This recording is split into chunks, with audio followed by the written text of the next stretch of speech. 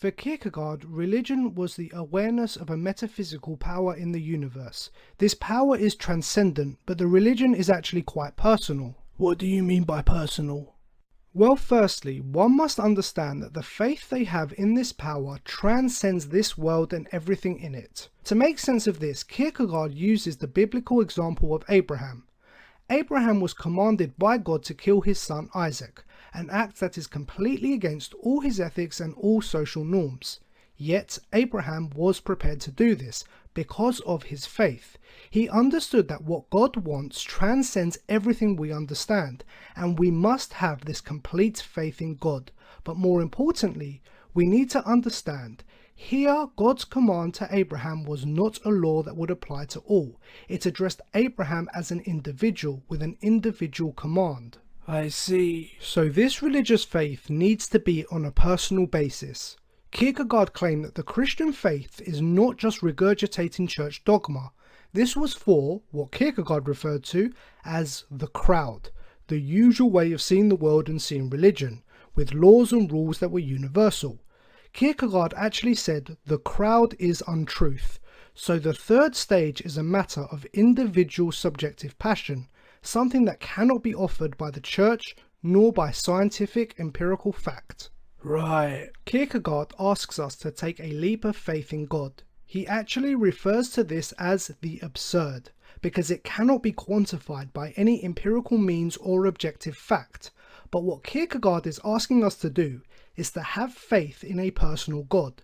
This stage, this faith, is the most important task to be achieved by a human being, because only on the basis of this faith does an individual have a chance to become a true self.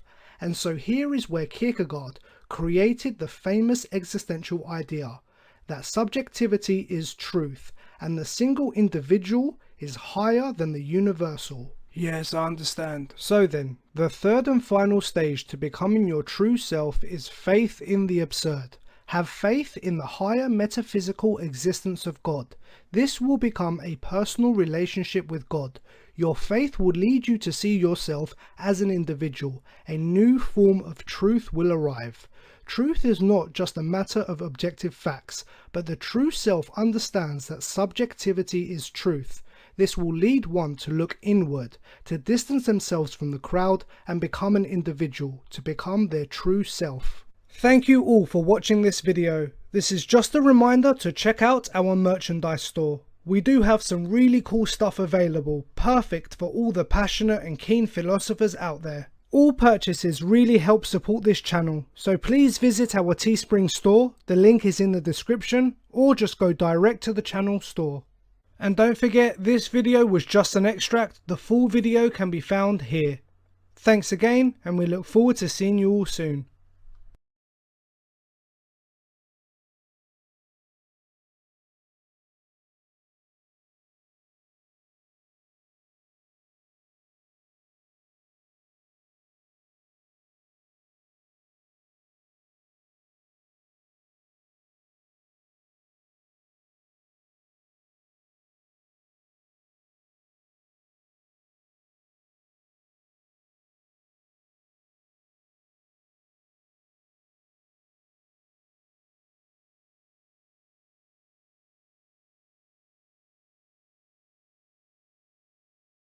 Transforms it. If a human being did not have an eternal consciousness, if underlying everything there were only a wild fermenting power that writhing in dark passions produced everything, be it significant or insignificant, if a vast never appeased emptiness hid beneath everything, what would life be then but despair? As outlined in the previous video, Kierkegaard posited the human being to be a synthesis of opposing elements, of the infinite and the finite, and the temporal and eternal, of freedom and necessity. The task which confronts every individual is to properly relate these opposing elements in a manner conducive to genuine human existence. One who accomplishes this mightiest of all tasks attains selfhood.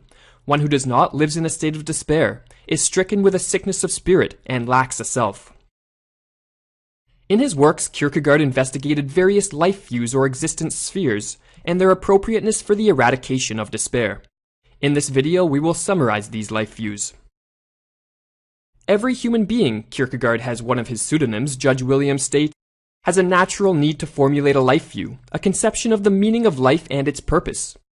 While everyone has a life view, an idea of what is good and how to live, not everyone consciously formulates one for themselves. Instead, most live as mass men, Philistines, passively adapting themselves to the socially accepted values, expectations, and modes of behavior familiar to their culture. Instead of turning inward and thinking through the meaning and purpose of existence, the mass man's gaze is forever directed outward, his thought, behavior, entire life in fact, merely a mimicry of what he sees others do. Just as a mother admonishes her child who is about to attend a party, "Now mind your manners and watch the other polite children and behave as they do," so he too could live on and behave as he saw others behave.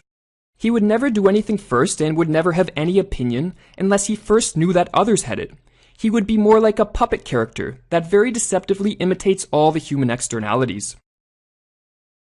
The mass man's lack of awareness of himself as an individual renders him akin to a herd animal. No matter what one thinks of the mass man, according to Kierkegaard, one thing is certain: he has no self, and therefore has failed as a human being. But not all live and die as mass men. Sometimes a person will become conscious of himself as an individual, separate from his social identity and the social order he is enmeshed in. Such an awakening is often accompanied by the conviction that the bonds which tie him to society are in fact chains, highly repressive and limiting. Detaching himself from his ties to society, he becomes enticed by the multifarious alternatives open to him, and thus hyper-aware of possibility. Approaching life as a fertile ground upon which he can conduct numerous life experiments, such an individual enters into Kierkegaard's first existence sphere, the life view of aestheticism. Experimenting with different personas, careers, relationships, and hobbies, the aesthete settles upon nothing, makes no enduring choice, and refuses to throw himself wholeheartedly into anything.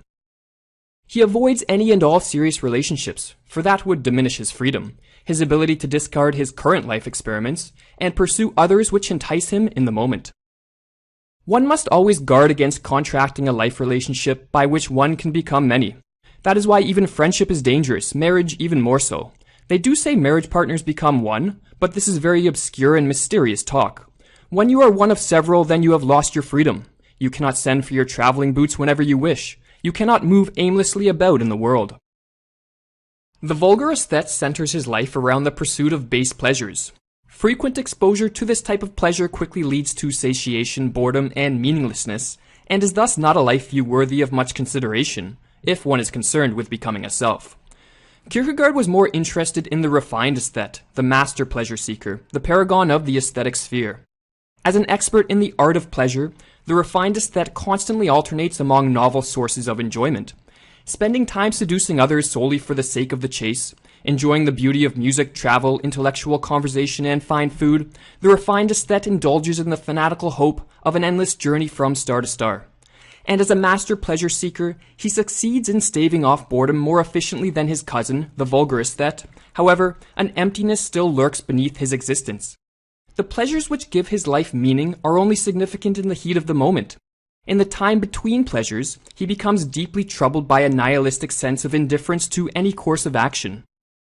"I do not feel like doing anything. I don't feel like riding, the motion is too powerful. I don't feel like walking, it is too tiring. I don't feel like lying down, for either I would have to stay down, and I don't feel like doing that, or I would have to get up again, and I don't feel like doing that either. Summa summarum, I don't feel like doing anything." Refined aestheticism, like all forms of aestheticism, inevitably leads to despair. Judge William admonishes the aesthete who has seen the emptiness of his life view to change his ways. So it appears that every aesthetic view of life is despair, and that everyone who lives aesthetically is in despair, whether he knows it or not. But when one knows it, and you indeed know it, a higher form of existence is an imperative requirement. For Judge William, this higher form of existence is immersion in the ethical sphere. Recognizing the holiest thing of all in a man to be the unifying power of personality, the ethicist regards as his task the realization of a coherent and continuous identity. He accomplishes this by making definite choices to which he abides over time. The choice itself is crucial for the content of the personality. Through the choice, the personality submerges itself in that which is being chosen, and when it does not choose, it withers away in atrophy. In his quest for a unified identity, the ethicist, like the mass man, immerses in and engages with the social order. Yet instead of conforming blindly, the ethicist participates in his community with a high degree of self-awareness. Conscious of himself as an individual with unique talents, dispositions, and yearnings, he attempts to fit himself into the social order in a way which does justice to his individuality, becoming not an isolated self, but a social self, a self which requires others in order to exist. The self which is the aim is not merely a personal self, but a social, a civic self. He has then himself as a task for an activity wherewith, as this definite personality, he takes a hand in the affairs of life. Unlike the aesthete, whose life was guided by pleasure, the ethicist abides to the morality of his community, internalizing social constructions of good and bad as a compass to guide his actions. Far from finding social norms and duties repressive and constricting, he uses them to sculpt his character, harmonizing his self-interest with his social duties. I sacrifice myself for my profession, my wife, my children, or more properly expressed, I do not sacrifice myself for them, but I find in them my satisfaction and joy. Having attained social status, wealth, and power, the ideal ethicist is someone who has attained worldly success and veneration in the eyes of others. But whether he has attained selfhood is another story.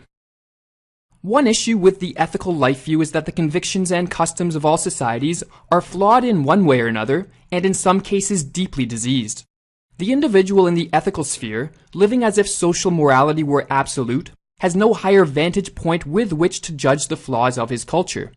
He is therefore in danger of harmoniously situating himself in a sick society, a situation not conducive for success as a human being. Moreover, the ethicist's sense of self is wholly dependent on finite and temporal things, most notably his marriage. What I am through her, she is through me, and neither of us is anything by oneself, but we are what we are in union.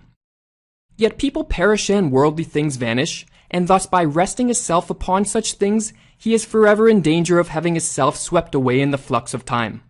Anxiety is an educator which can reveal this most important lesson. He who is educated by anxiety is educated by possibility. One such a person, therefore, goes out from the school of possibility, and knows more thoroughly than a child knows the alphabet that he demands of life absolutely nothing, and that terror, perdition, annihilation dwell next door to every man, and has learned the profitable lesson that every dread which alarms may the next instant become a fact. He will then interpret reality differently. A thoroughgoing despair will manifest itself in the ethicist who realizes the limitations of the ethical sphere, and despite all its successes, its inappropriateness for the attainment of a self. This intense despair is a positive sign, for it is in the moment when all is dark that the individual grasps for security with such passion and vigor that he finally finds the light of faith. The opposite of being in despair is to have faith. In faith, the individual enters into Kierkegaard's religious sphere. Relating himself absolutely to a transcendent source, he attains a proper synthesis of his finite and infinite factors and thereby becomes a self. The formula that describes the state of the self when despair is completely rooted out is this. In relating itself to itself and in willing to be oneself, the self rests transparently in the power that established it. Within the religious sphere, there is a preliminary step which must be ascended before faith is attained. This step is to become a knight of infinite resignation, by renouncing everything worldly, becoming completely detached and indifferent to the finite. Such a thoroughgoing renunciation of the world often follows deep pain or disappointment. Kierkegaard gives the example of an individual falling madly in love, and subsequently realizing that such a love affair is impossible, that it cannot possibly be translated from ideality into reality. With such a realization and the accompanying suffering, the knight of infinite resignation makes a movement of infinity, transfiguring his potent love for another person into a love of the eternal being. Cutting all the roots which previously tied him to the world, he lives in the finite, but does not have his life in it, becoming a stranger in the world of finitude, unaffected by its sorrows and losses. But the knight of infinite resignation has not attained faith. In order to transform into the knight of faith, he must make a double movement. He must make the movement of infinity, renouncing everything finite and worldly, yet in the same moment make the movement of finitude, that is, have faith that he will regain what he renounced, be convinced that his highest earthly hope will be attained. From the point of view of reason, faith is absurd. Yet from the point of view of the knight of faith, who is convinced that spiritually speaking everything is possible, faith trumps reason. The absurd is not the absurd, faith transforms it. Just like Abraham, the father of faith, who was willing to sacrifice his son Isaac upon God's command, with the faith that God would return Isaac to him in this life, so too the knight of faith renounces the finite, and in the same instant has faith that he will gain it all back, and experience it more joyfully than the first time. By virtue of resignation, that rich young man should have given away everything, but if he had done so, then the knight of faith would have said to him, by virtue of the absurd, you will get every penny back again, believe it. Although stating in fear and trembling he has never found a single authentic instance of the knight of faith, Kierkegaard envisioned what it would be like to encounter such an enigma. Here he is, the acquaintance is made, I am introduced to him. The instant I first lay eyes on him, I set him apart at once. I jump back, clap my hands, and say half aloud, "Good Lord, is this the man? Is this really the one? He looks just like a tax collector, but this is indeed the one." Because he has resituated himself back into the finite world only after having renounced it, now relating to the world in and through his relationship to the Absolute or God, in all outward appearances the knight of faith would look like a boringly ordinary individual, even appearing, as Kierkegaard noted, to be a Philistine or mass man. Outwardly, it would be impossible to distinguish him from the rest of the crowd, yet inwardly, this man has made and at every moment is making the movement of infinity. Resting his self in the transcendent, he has attained the ideal relation between the infinite and finite, the simultaneous maintenance of an absolute relationship to the absolute and a relative relationship to the relative. Living in this world but not of the world, and thus not dependent on it, he can enjoy finite things and relationships without suffocating them with a desperate anxiety. The finite tastes just as good to him as to one who never knew anything higher, because his remaining infinitude would have no trace of a timorous, anxious routine, and yet he has this security that makes him delight in it as if finitude were the surest thing of all. He resigned everything infinitely, and then he grasped everything again by virtue of the absurd. He is continually making the movement of infinity, but he does it with such precision and assurance that he continually gets finitude out of it, and no one ever suspects anything else. As for the claim it is possible the knight of faith is deluded, as there is no evidence that God or the Absolute exists, Kierkegaard readily agreed. I contemplate the order of nature in the hope of finding God, and I see omnipotence and wisdom, but I also see much else that disturbs my mind and excites anxiety. The sum of all this is an objective uncertainty. The existence of the Absolute or God can never be known for certain, for it is an objective uncertainty, unreachable by intellectual pursuit. To live with faith is therefore a great risk, for one is always in danger of being deluded. Without risk, there is no faith. Faith is precisely the contradiction between the infinite passion of the individual's inwardness and the objective uncertainty. If I am capable of grasping God's objectivity, I do not believe. If I wish to preserve myself in faith, I must constantly be intent upon holding fast the objective uncertainty, so as to remain out upon the deep, over 70 fathoms of water, still preserving my faith.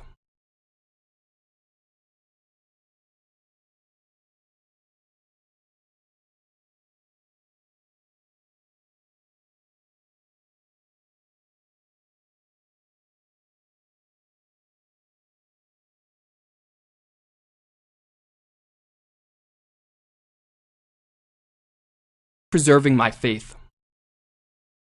As faith requires an inward relationship to the divine, it is only possible to exist religiously as a single individual. Every call from God is always addressed to one person, the single individual. Precisely in this lies the difficulty and the examination, that the one who is called must stand alone, walk alone, alone with God. The individual who walks alone with God is one who has become a self, the attainment of which is the greatest of all tasks eternity's demand upon him. He has eradicated despair from the depths of his being and become a fully realized and free individual. For this reason he has succeeded as a human being. For when all is said and done, and the curtains are falling upon the life of every person, eternity will demand of him that he shall have lived as an individual. This can only be done through faith, by relating oneself absolutely and passionately to the absolute. Whether you are man or woman, rich or poor, dependent or free, happy or unhappy, whether you bore in your elevation the splendor of the crown, or in humble obscurity only the toil and heat of the day, whether your name will be remembered for as long as the world lasts, or you are without a name, and run namelessly with the numberless multitude, eternity asks you and every one of these millions of millions just one thing: whether you have lived in despair or not. If then you have lived in despair, then whatever else you won or lost, for you, everything is lost.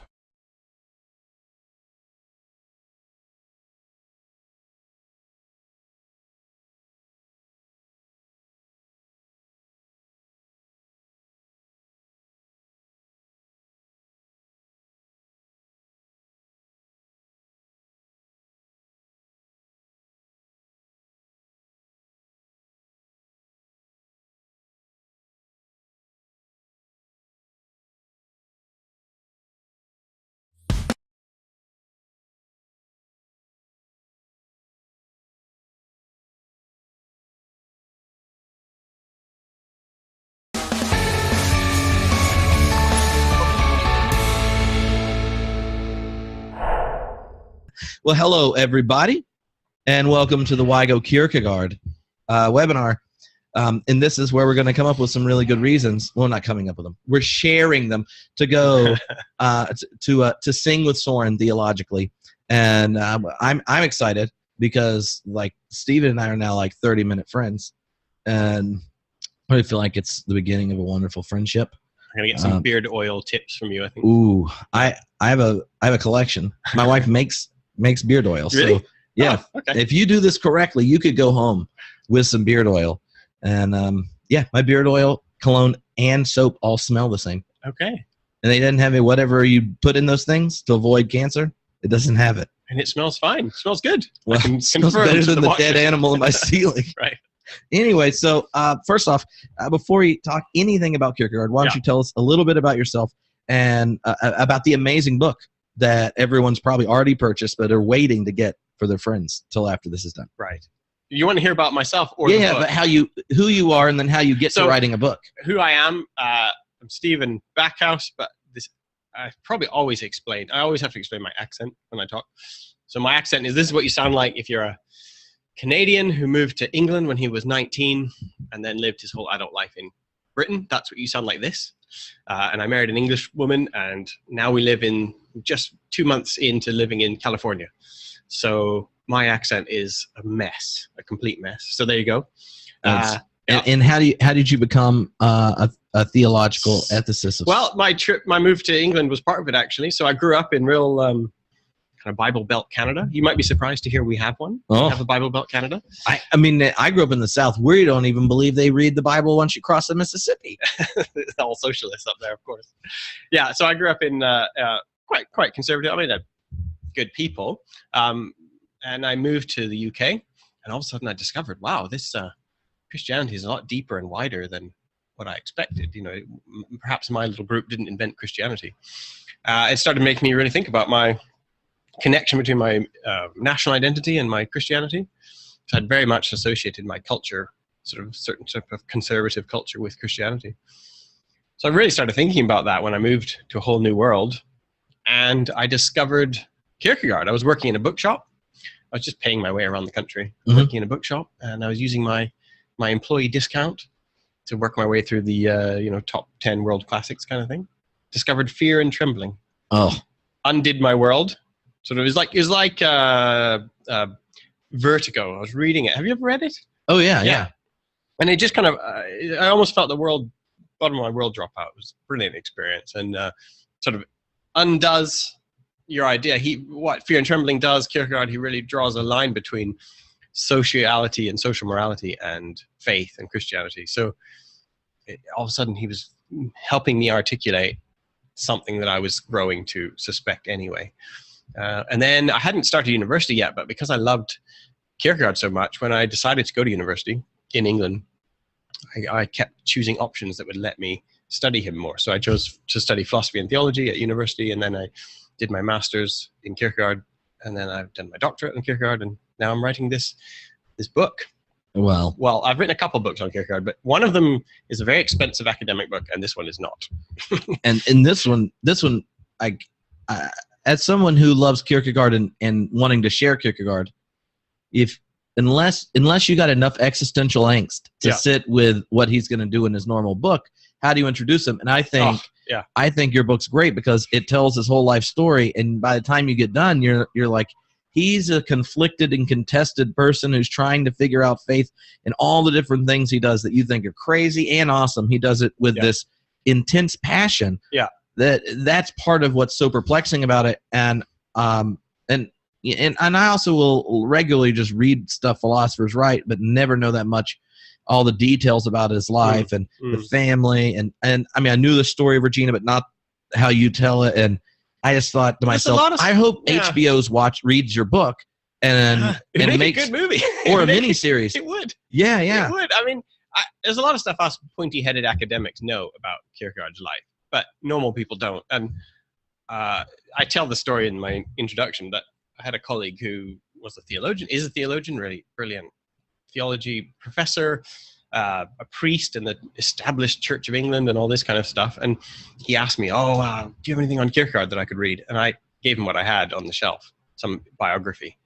And he couldn't even get through the first chapter. He thought it was really boring and dull. And I just thought, this is a problem, because this guy, Kierkegaard, not only is his life itself really exciting, but he has given us a lot of the words and the concepts we use to even discuss modern Christianity. I mean, we're all Kierkegaardian influence, whether you know it or not. So I just thought, I need to find a way to get this story out. So I just thought, there's nothing on my bookshelf that will do it, so I got to do it myself. Well, so there you are. There. I hope it works. Well, I really enjoyed it. And the other perk about the book for people that are trying to decide, they may have tried Fear and Trembling once and got 10 pages in and said no. Yeah. Is you have the asides, or whatever you call them, the summaries about the books he's writing. And if you get the book or the audiobook, which is done really well, you can hear the whole not my accent. If your accent, that might have doubled the listenership. But you kind of bracket off the summaries of the content of the different works. Yeah. And so if you're reading through his life and aren't familiar with it at all, when it gets to when it says philosophical fragments, and you're like, what? Yeah. Then you can read the summary of the book and the big ideas and fill it in. Or if you just want to pay attention to his life, you can. So I mean, your listeners might be aware that there already are a couple of really big, fat biographies, 600-page, 700-page biographies out there, but they're intellectual biographies. So they kind of really pay attention to.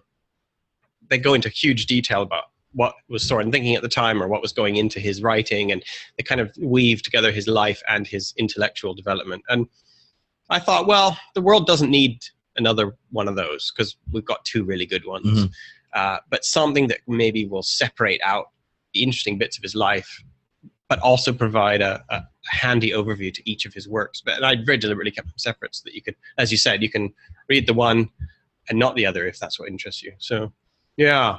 That's so I guess if someone was like in a master's program and had to write like a qualifying exam on Kierkegaard and wanted just not to read him, you could just read the short parts. Cliff's notes. Cole's notes. Yeah. But if you do that, you have to buy 2 copies of the book, because he doesn't want to be responsible for you not engaging with Kierkegaard. And as I say, even in the book, Kierkegaard hated people who provided summaries. He even wrote deliberately to avoid summarization. So he hates me very much right now. Well, I think he should also love you. And but that's not necessarily a blessing. If Kierkegaard loves you, that could just pack your life full of lots of pain.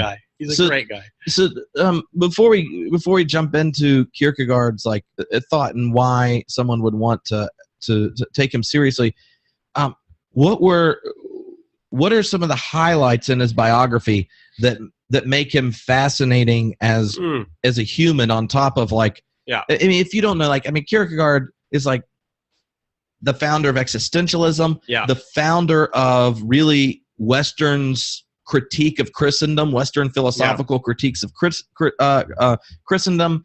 He is one of the best advocates for the subjective nature of faith. Yeah. It's the best critique of just religion as ethics. And in his articulation of the incarnation is like, at some point I want to teach a seminar that's like Anselm, Athanasius, and Kierkegaard, because all three of them in very different historical, political situations wrestle with the incarnation, either to engage their society, disengage it, critique it.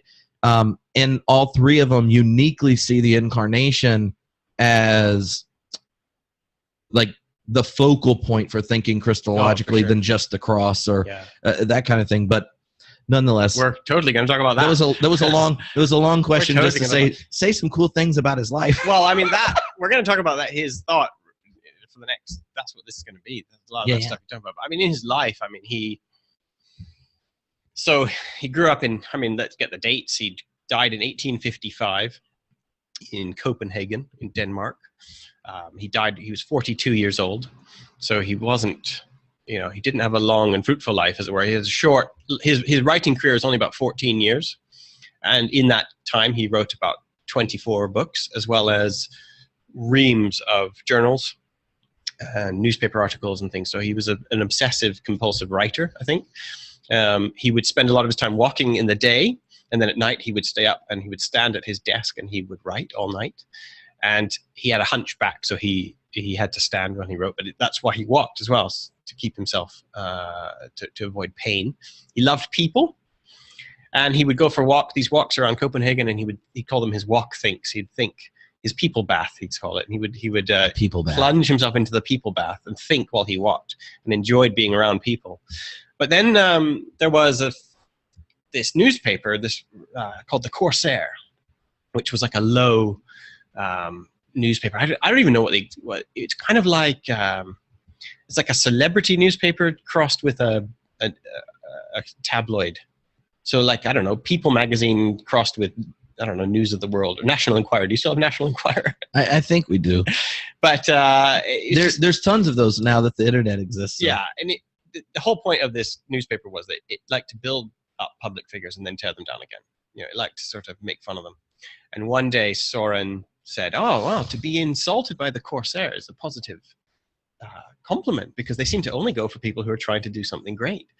So he kind of said, "Come on, mention me."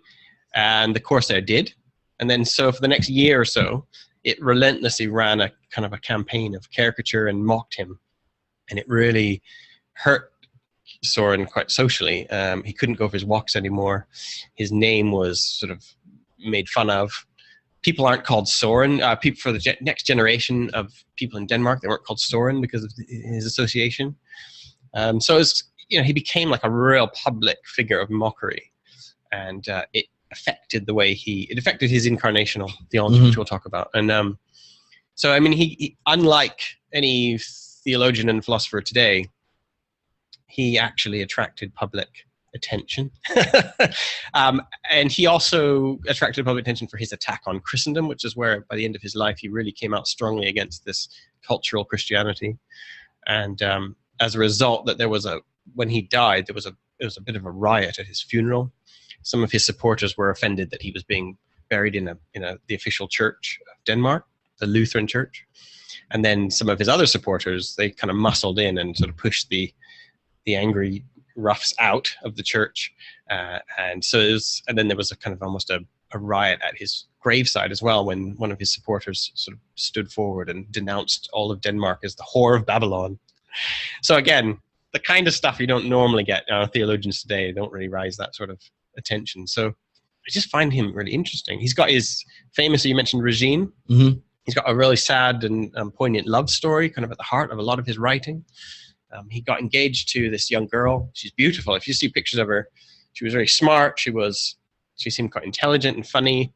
We have a lot of her memoirs. We have interviews of her after the fact, and she seems a great person. And they fell in love. But then pretty quickly, Soren kind of realized that he kind of thought of himself as sort of a curse to her. He didn't want to bring her into, he had quite a troubled family. Mhm. His father and his brother didn't get along very well, and he didn't really want to bring her into that.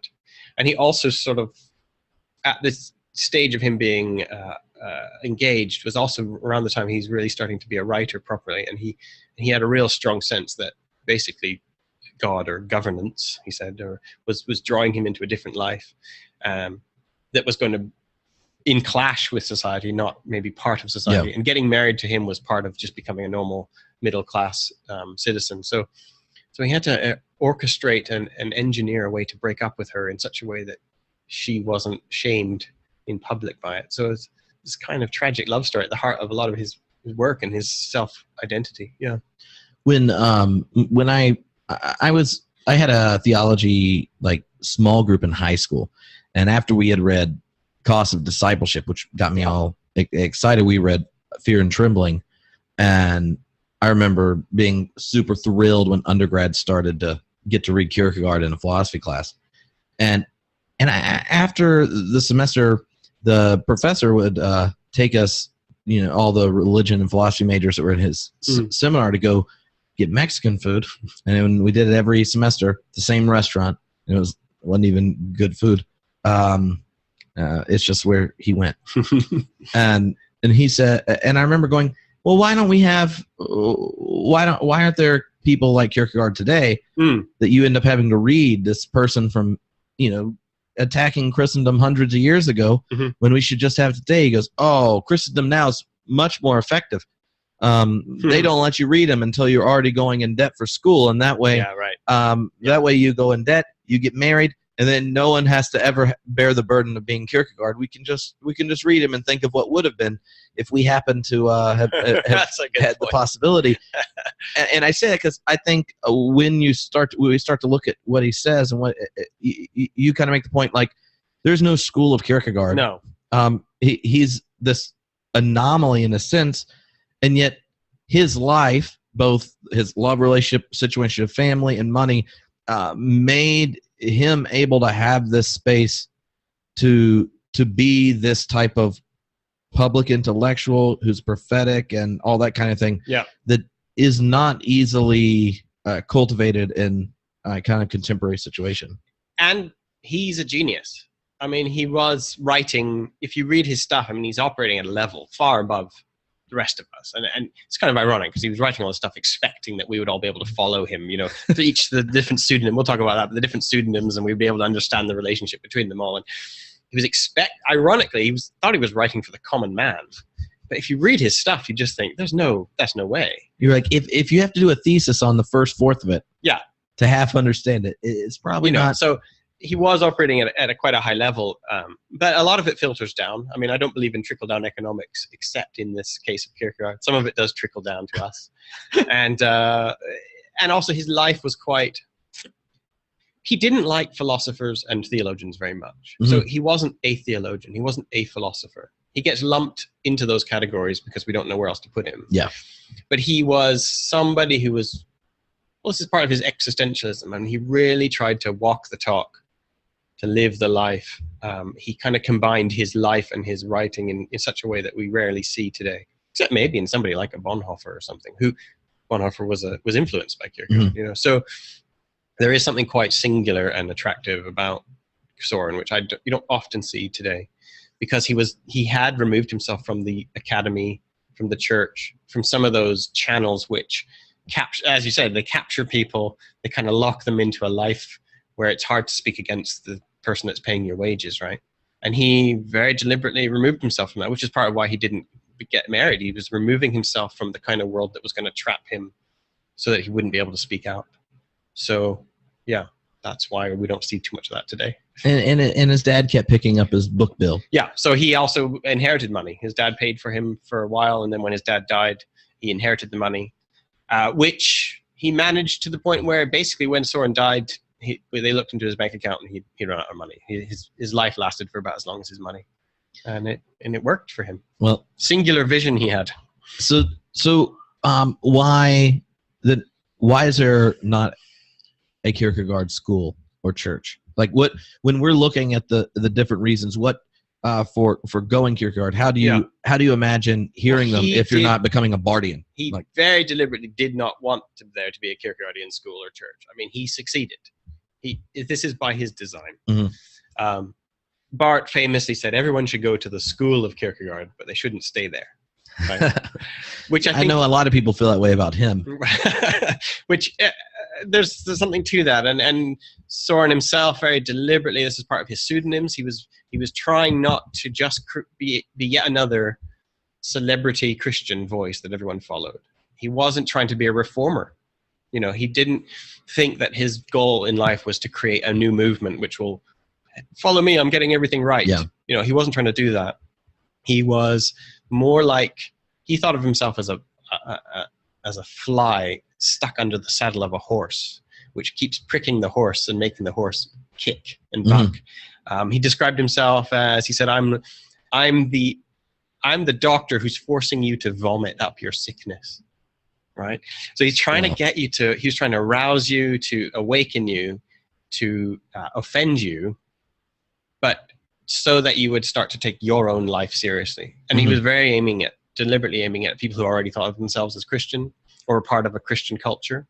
So the sense was, you use this words, you use this language, you say that you value it, but you don't look like it at all. There's something wrong here. Yeah. I want to wake you up. So he wasn't trying to get people to leave their church. He was trying to get people to he's trying to get Christians to just act like Christians. Mm-hmm. Well, you know, rather than trying to act like Kierkegaardians. And so his pseudonyms are part of that.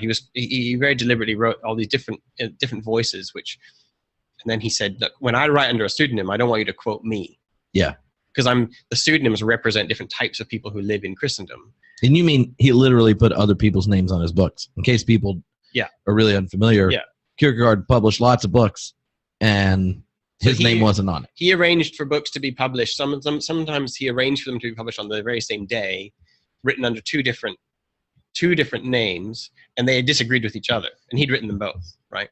And he would write letters to the newspaper under a pseudonym complaining about Soren Kierkegaard, or he would write under Soren Kierkegaard complaining about a pseudonym. And it was a bit like the internet, sock puppetry or something, and he was just trying to create a distance between himself and his books, because he didn't want you to pick up a book and then look directly at Soren's life and say, oh, well, I'm just going to follow that guy, or I'm not going to follow him because I don't like him. He wanted you to deal with the ideas themselves, which is why when he was being made fun of publicly by the newspaper, that was such a hurtful thing for him, because it was collapsing that distance that he was trying to foster between his words and his life. Yeah. And that was being made impossible for him. Yeah. So your first reason to go Kierkegaardian is because Kierkegaard's going to help you find the point. The point. And this is not the point of a needle with angels dancing on it and their numerical assessment. It's a different point. So one of Kierkegaard's big ideas, he called it Øjeblikket, which, I'm sure you know what that means in Danish. It's very tweetable. Yeah, Øjeblikket. I'm sure it's blowing up right now. Which in English, an English literal translation would be something like the eye blink. But in English, when we think of an eye blink, we tend to think of when the eye closes. But in Danish, the Øjeblikket is the moment when the eye opens. That flash, when everything is clear all at once. Mm-hmm. And so, which is why in English, we often more realistically or better translation of Øjeblikket in English is the moment, or the moment of vision. Mm-hmm. And this is a really important idea for Soren. And he kind of really paid attention to the moment, to how important it is to live in the present. So the point in time in which we live is very important. So one of the things that Soren wants us to do is to discover the point in time. One of the problems with Christendom is we have trapped ourselves into a view of history. We kind of think of the most important things happened 2,000 years ago. So Christendom says, I would have faith if only I lived 2,000 years ago. I would have faith because I'd be there. Or maybe some parts of Christendom says it's all in the future. Mm-hmm. You know, Jesus will come back one day and then we'll all be able to have faith. But for Soren, he really wants us to say, well, hang on. The problem with both of those views is that we've put what's most important about our lives either into the past or into the future. And the problem with that is that scheme of time if you lock yourself into that, and you can have secular versions of this as well. If you lock yourself into that, there's one thing missing, which is the present. Mhm. So what you've got is if you think of time as a timeline, you've trapped yourself into a thing where whenever you try and put your finger on the present, it disappears. Because as soon as you say, this is the present, oh, it's the past now. And it never exists. And Soren was like, this is a problem. Because not only is the present real, it's the only thing we know. So any system that traps your imagination into forgetting the present is a bad system, because you've forgotten the one thing we actually know and experience. And living in the present is the only way you and I are going to know each other. You can't know somebody in the past. You can't know somebody in the future. You can only know them in the present. So that's what humans share in common, the present. And then not only that, you got God. God is the only way that you're going to relate to God is in the present. So for Soren, he likes to point out the eternity isn't the far future that hasn't happened yet. Eternity is the eternal now, the eternal moment, right? So he's always trying to say, if you don't live in the present, you can't relate to each other and you can't relate to God. So what you need is this kind of, and you see it in the New Testament, you know, today, God set aside and called it today, and he said, today, if you hear my voice, harden not your hearts, you know, that kind of constant reminder that whatever the God relationship is, it is a relationship in the eternal present. So Soren was looking at these past history, and he's looking, okay, so Jesus is an important figure. Is what's important about Jesus the fact that he lived 2,000 years ago? Or is there some way to be contemporaneous with Jesus? And so he thought the goal is to be, can you get these historical figures? Can you have them in a lively sense before you? Can you live in the moment with these historical figures? And that's the only way you're going to get to know them as present to you. So he told this story. Have you heard the story of the milkmaid? Yes. Right? You've heard the philosophical fragments of the milkmaid story, yeah? Well, the philosophical fragments, it should be required reading. It's for everyone.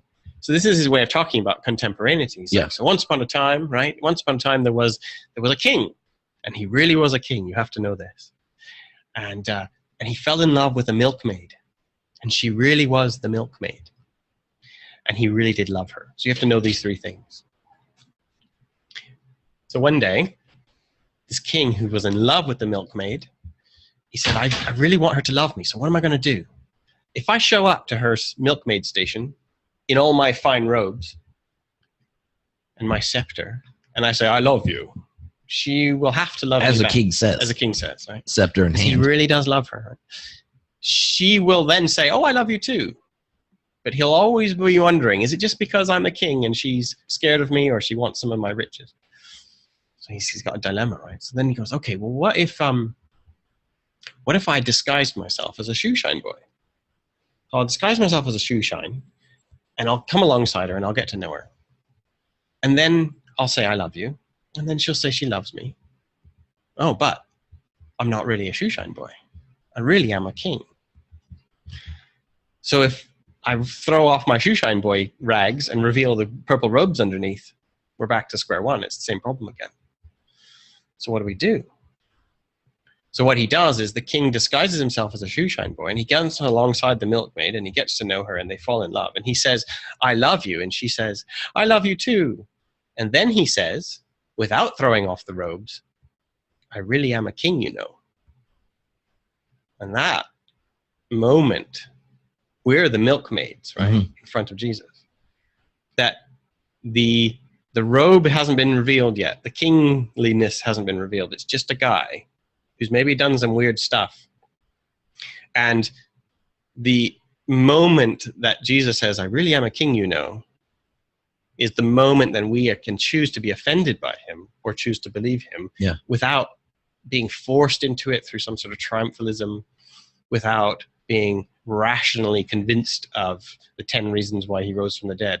It's a person standing before you says, come unto me all who are weary and I will give you rest. And yet he's just a guy with a bit of fish in his beard who's saying it, and you have to react in the moment. So for Soren, he said, that's the moment. If faith is going to happen, it has to happen there, not in joining some triumphalistic group or becoming a clever clog at the university. It has to be that kind of emotional moment of the will.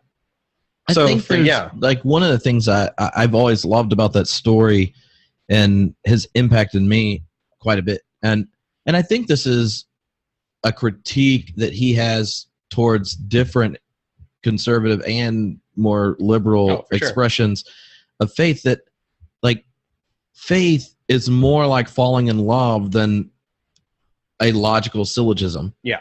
And when we either, right, like through historical criticism, engagement with pluralism or whatever, kind of whittle down the gospel to this ethical monotheism and the kingdom of God or whatever that progressives can work out with their Jesus seminar friends. Yeah. They're like, this is what it means. Yeah. Or like evidence that demands a verdict, line it up. Yeah. We got to go down the Roman road. You need to believe these things.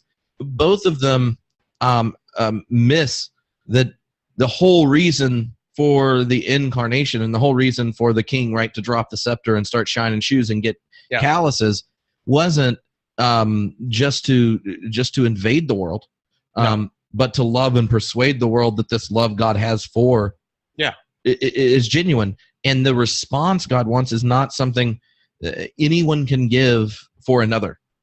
No, this is the really important thing for Kierkegaard. He's saying, I can't hand you Christianity on a silver platter. He says this. I'm not a waiter. I can't hand it to you on a platter and lift the lid and there it is. He's like, this is a thing that you are a subject. You're not an object. God is a subject. Yeah. God is not an object. Like, if you don't know God as a person, and if he doesn't know you as a person, then you don't know God at all. It's a one-to-one relationship. You know? I mean, if you think of the image of just opening the eye and waking up, and you were to ask anyone who's been in love for a while, like you're like, hey, tell me about you and Alicia's relationships. Yeah. When were you fully present? When are the moments like your eyes opened to something that was more beautiful and true than you had before? Yeah. I would have very explicit stories to tell you. Yeah. Like, you know, the first time we were dating. Stories. But and like just the time you realized when she said she forgave you, she meant it in a way you didn't. You're like, I didn't know I could hurt someone like that and hear it. Yeah, for sure. Or the time you hold your baby together for the first time, or in little mundane moments. Like you can think back in relationships that completely shape you, and none of it. If I explained it to you, like, oh, Trip, why do you love Alicia? Yeah, I'm not going to explain it to you and go, well, you know, I'd like to marry her as well. Yeah, dude, that's just not going to be the response. You're going to go, that is a love story. Yeah. And what happens, I think, with Christendom and with this kind of cultural, like, wet blanket you put on faith is you think somehow that there's only one love story when it comes to God, and it's transferable by objective conclusions. And in Kierkegaard's picture is more, I don't know, it doesn't abandon agape and erotic love are tied together, right? In this real visceral sense that I like even in philosophical fragments there, where it's like, this is one of the differences between Socrates and Jesus. Socrates succeeds and he goes, good job, we're done. Yeah. Jesus succeeds and you go, I love you, and I'm with you. Socrates he compares these two teaching styles. And so the point of Socrates is to try and bring out the truth from within you, and then disappear. Socrates succeeds when he's become forgotten. He's not trying to dominate. Jesus is the message. He's not bringing out a message. He is the message. He says, I am the way.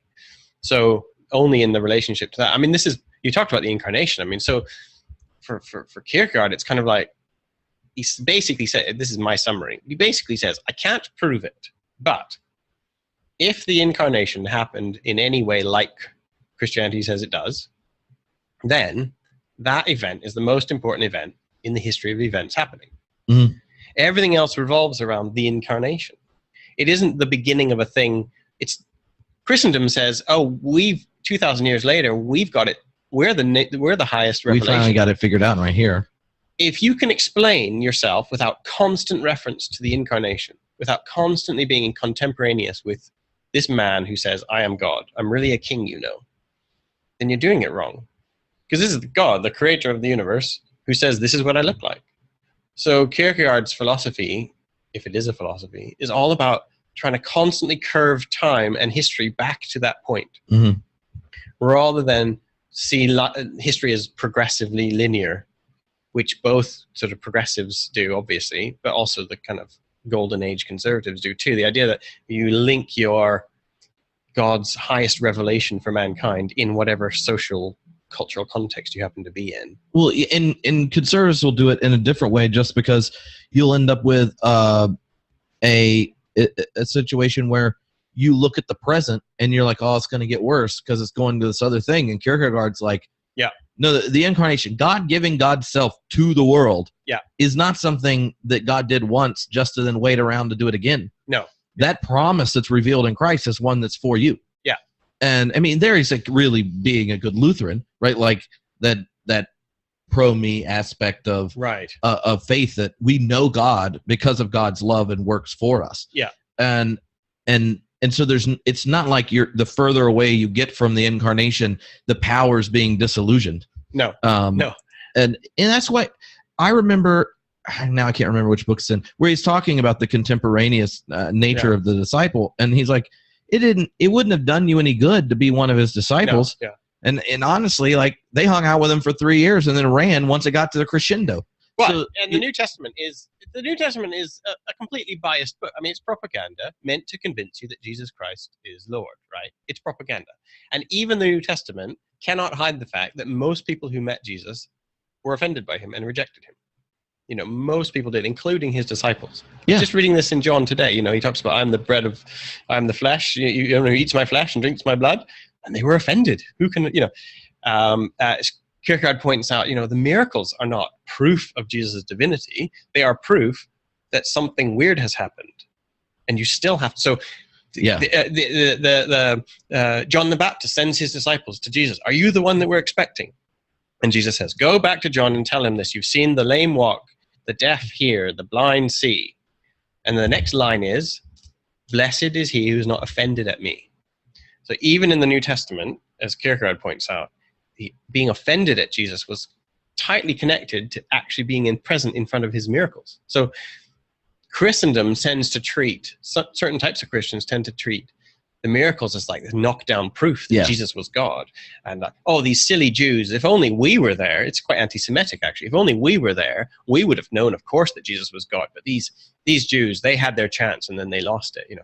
And Kierkegaard says, no, the people who were present had just the same problem that we've got. Because all they saw was a man who was claiming and doing these crazy things. And they still had to choose, like, am I offended by this or not?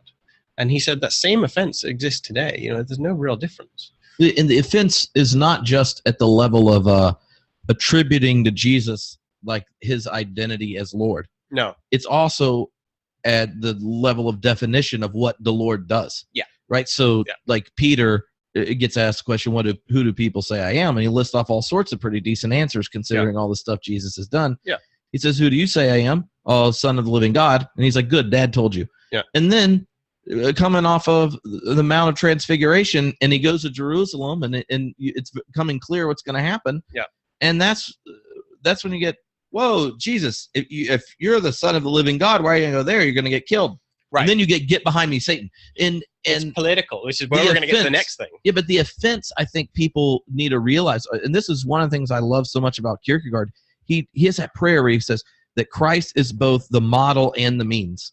Yeah. And it's not just, you call him Lord, you pray some prayer, and that helps you out. No. It's also the means and the model for our living. And I think American Christianity has gotten hooked where it's just Jesus as model for living and good ideas and acting social, progressive justice or whatever. Yeah. And others like access to God. And Kierkegaard goes, separate the two and you ruin to both sides. Yeah. And it's because both of them contain offense to when we locate our identity in any kind of socially given accidental construct that we inherit because of where we happen to be in the world. Yeah. Be it you're Danish or you're American or whatever our second point is. So this is where I was scared my love for Kierkegaard would distract us from doing 5 points. And this is where he's really useful. Yeah, he gives us an example. I described my second point as he's going to help you just articulate what the beep is wrong with Christianity in your country. And by Wow. your country, I mean America, but I also mean any country you're in, which is Christianized. So Kierkegaard understands the highly political nature of being a disciple. Mhm. And for him, a lot of these problems of, you talked about sort of 10 reasons that demand a verdict or whatever, and a lot of that is at root, it's actually about joining our group. Come Yeah. join our group. And he sees a lot of Christianity in the modern age as not about Jesus, but about joining our group. It's about trying to, take the levers of power or control the culture or whatever it is. It's all about, for him, he uses the one word, Christendom. Mhm. Now, when Americans hear I don't know, when you hear Christendom, what do you think? I'm pretty sure the Pope's involved. Right. Not in definitely Rome. Yeah. Places without as much freedom and Europe, liberty yeah. as we have. Yeah. And you think of like established churches. Yeah. Oh, we don't have Not church, nearly as many Church of Christian America. radio stations. Like we have lots of them. So what a lot of people hear when they hear the word Christendom, or they think the attack on Christendom was an attack on the established church of Denmark. And it was so much more than that. Mhm. And in fact, the headline you need to know is that America is a better example of Christendom than even Denmark was. So Now, you also have to let people know that's not a compliment because because Christendom in Soren's world isn't just the church and state together. Mm. It's it's what happens when you have American exceptionalism. It's the idea of God has chosen this, raised up this nation for this time in history. God's revelation is best known in this cultural group now. If you join our culture, if you're part of our culture, if you're touched by our culture, you're being touched by God, right? That's Christendom, which is so much more than just an established church. Established church is kind of part of it. But you can have Christendom without ever having an established church. Wherever you find a culture that strongly believes, even in a secular way, that we are the high point of history. We're on the top of the pile.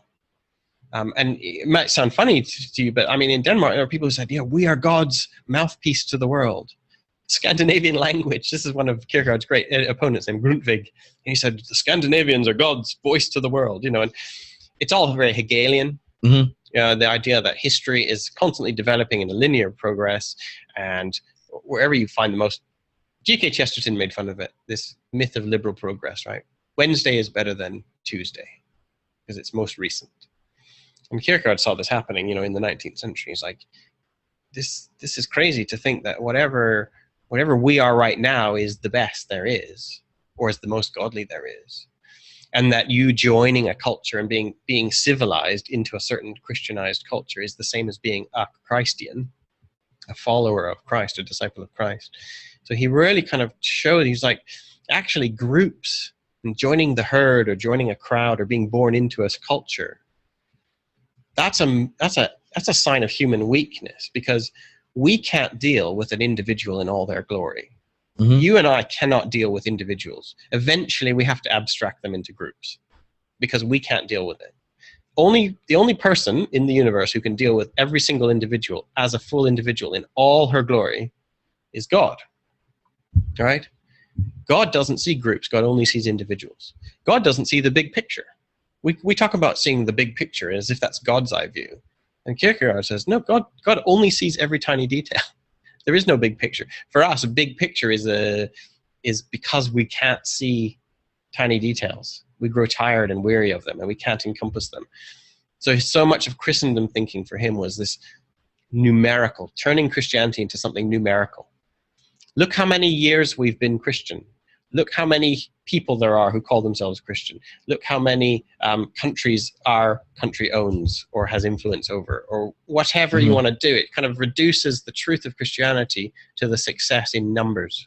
He tells that parable about the